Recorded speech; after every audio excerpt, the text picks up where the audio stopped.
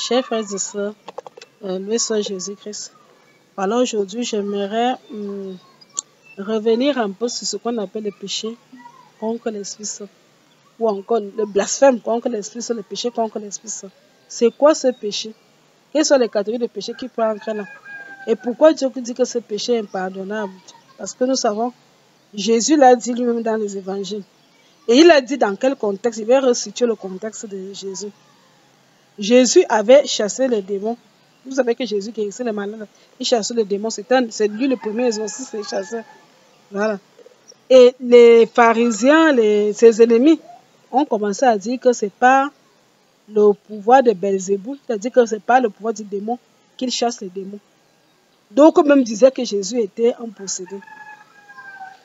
Alors, Jésus leur a dit que un homme ne peut pas aller chasser un autre homme de sa maison s'il ne l'a pas d'abord préalable ligoté, attaché. C'est en ce moment-là qu'il peut prendre tout dans sa maison et le faire partir. Cela veut dire que pour que tu chasses quelqu'un de sa maison où il était, il faut que tu sois plus fort que lui. Parce que tu ne peux pas ligoter quelqu'un, tu n'es pas plus fort que lui. Cela veut donc dire que si Jésus a réussi à chasser les démons, ça veut dire qu'il est plus fort que les démons. Il est donc plus fort que Satan, il est plus puissant que Satan. De deux, dire que Jésus chasse, il y a un problème. C'est dans ce contexte que Jésus leur dit que, ok, tout péché que l'homme commet contre le Dieu, lui péché lui sera remis. Tout péché que l'homme commet que le Fils de l'homme, tout péché lui sera remis. Mais celui qui pêche contre l'Esprit Saint, ce péché ne lui sera remis ni sur cette terre, ni dans ce monde, ni dans l'autre. C'est donc quel péché de quoi parle Jésus? Dans le contexte particulier, nous voyons là, le péché dont il s'agit ici, c'est le refus de dire que, le refus de croire. Il y a une vérité qui est là en face. Tu refuses de croire à cette vérité. Tu donnes la gloire qui revient à Dieu, la gloire qui revient à l'Esprit Saint, tu le donnes à Satan. Une vérité là, elle est vraie, la vérité là. Tu décides de ne pas croire à cette vérité. Je connais la vérité, mais je décide de refuser de croire à cette vérité. Jésus cherche les démons par la puissance de l'Esprit Saint. L'Esprit Saint qu'il a reçu même lors de son baptême. L'Esprit Saint qui l'accompagne partout. Tout le monde a vu tout ce que Jésus a fait. Dire que ce n'est pas le pouvoir de Satan, c'était vraiment, c'est donner la gloire à Satan, alors que cette gloire devait revenir à Dieu. Et nous continuons parfois à le faire. Bon, parfois, c'est nous parfois de jeter crève de la pierre aux gens. Nous risquons de nous retrouver dans ce genre de péché. Tu connais la vie. Jésus, par exemple, au cas de blasphème, par exemple, la résurrection de Jésus. On dit que quand Jésus est ressuscité, non seulement Marie-Madeleine l'a vu, la première, elle a dit aux apôtres, les apôtres n'ont pas cru. Plus tard, Jésus apparaît aux apôtres. Jésus apparaît aux disciples de Maïs, il apparaît, même Thomas l'a vu. On dit que Jésus apparu à plus de 500 hommes rassemblés à Jérusalem. Jésus a demandé aux apôtres de rester à Jérusalem. Puisque c'est vers Béthanie qu'il va aller au ciel. Alors, au temps de Jésus, Jérusalem n'était pas encore une grande ville. C'était pas comme aujourd'hui, il y a beaucoup de monde. Non, c'était pas aussi peuplé comme aujourd'hui. Donc, on dit que 500 à plus de 500 ans, ça veut dire que, quel que soit le cas, même ceux qui n'étaient pas là, au moment où Jésus était apparu, ont quand même eu l'écho que dans Jérusalem, il y a eu une apparition de Jésus, que Jésus est apparu à plusieurs personnes. Je prends un exemple, que si on prend une petite, je ne sais pas quelle ville on peut prendre, si Jésus apparaît peut-être à 500 personnes à Toulouse, prenons un exemple, 500 personnes à une ville comme Toulouse. Une chose est sûre, c'est que même ceux qui n'étaient pas là au moment où ça s'est produit, la plupart des personnes qui visitent à Toulouse l'entendront. Si Jésus apparaît par exemple à Abidjan, une chose est sûre, même si tu n'étais pas là, si 500, il apparaît à 500 personnes, puisque les 500 personnes viennent d'horizons divers, ils auront dit à leur famille, à leurs amis que j'ai vu Jésus fait. Donc, quel que soit le cas, la rumeur s'est répandue. Personne ne peut dire à Jérusalem que vraiment, n'était pas, même s'il n'y avait pas les caméras comme aujourd'hui, mais la rumeur s'est répandue. Les gens ont entendu, les gens ont vu le tombeau vide. Les apôtres, beaucoup de personnes ont vu. On dit que Jésus apparaissait parfois à plusieurs personnes.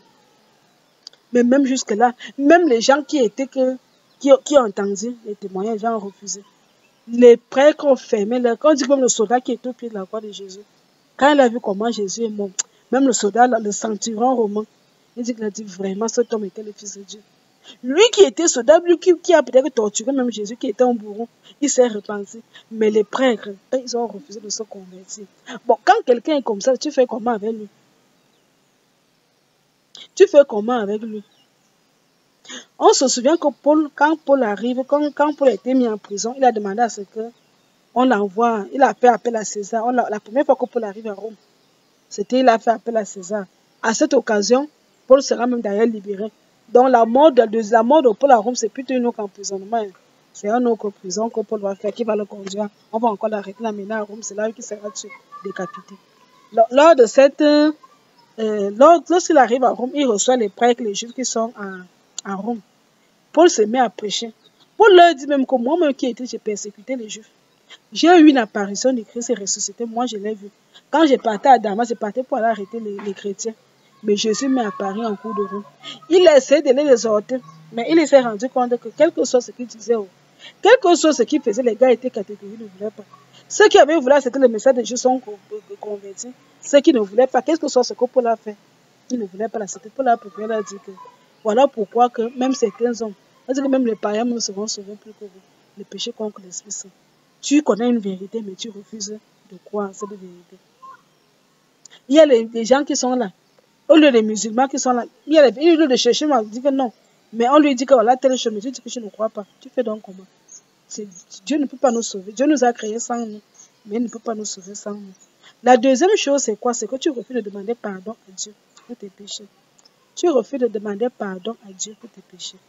Quand quelqu'un a commis un péché mortel, par exemple, tu as tué quelqu'un, on te dit, va te confesser, tu refuses de te confesser. Tu meurs dans cet état. Tu as avorté, va te confesser, tu refuses de te confesser. Tu as, c'est pas forniqué, on dit que va te confesser, tu refuses. Oh, c'est un péché mortel. Et la particularité du péché mortel, c'est qu'il t'envoie en enfer. Si tu meurs dans cet état, tu vas en enfer. Ce n'est pas que Dieu te refuse ta miséricorde, non. Tu commets ce qu'on appelle le blasphème contre l'Esprit Saint. Le refus de se repentir, le refus de demander pardon à Dieu est un péché contre l'Esprit Saint. Parce que pour que Dieu te pardonne, il faut que tu demandes pardon à Dieu. Si tu refuses de demander pardon à Dieu, alors que tu as commis un péché mortel, on appelle ça péché contre l'Esprit Saint. En autre cas de péché contre l'Esprit Saint, tu veux mentir à l'Esprit Saint. Il y a des gens qui sont morts pour rien, parce qu'ils ont voulu mentir à l'Esprit Saint. Ils disent que l'Esprit Saint connaît tout. Par exemple, le cas, on se souvient dans les Actes des Apôtres.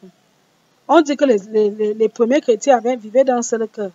Même personne ne disait que c'est bien lui appartenait en propre. Certains qui étaient riches vendaient leurs propriétés, venaient mettre au pied des apôtres. Et les apôtres partageaient entre les frères et sœurs, chacun selon les besoins. Il y a eu donc un couple, Ananie et sa femme Saphira, ils ont vendu leur terrain. Ils ont décidé de venir mettre tout l'argent au pied des apôtres. Mais au lieu de venir mettre tout l'argent, ils ont pris une partie, ils ont gardé. Mais quand ils viennent dire à Pierre, ils ont déposé l'argent au pied de Pierre, qui était le chef des apôtres. Ils disent à Pierre que voilà, nous avons vendu un terrain, voici tout l'argent de ce terrain. Et Pierre, l'Esprit Saint révèle à Pierre que non, ce n'est pas tout l'argent.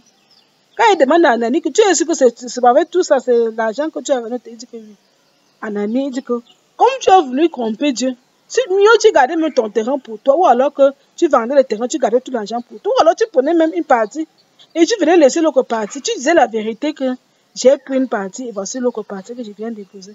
Mais vouloir mentir à l'Esprit Saint, croyant que l'Esprit Saint va savoir, c'est un péché grave. On dit qu'Ananie est mort là. Sa femme est arrivée, elle ne savait pas que son mari venait de mourir.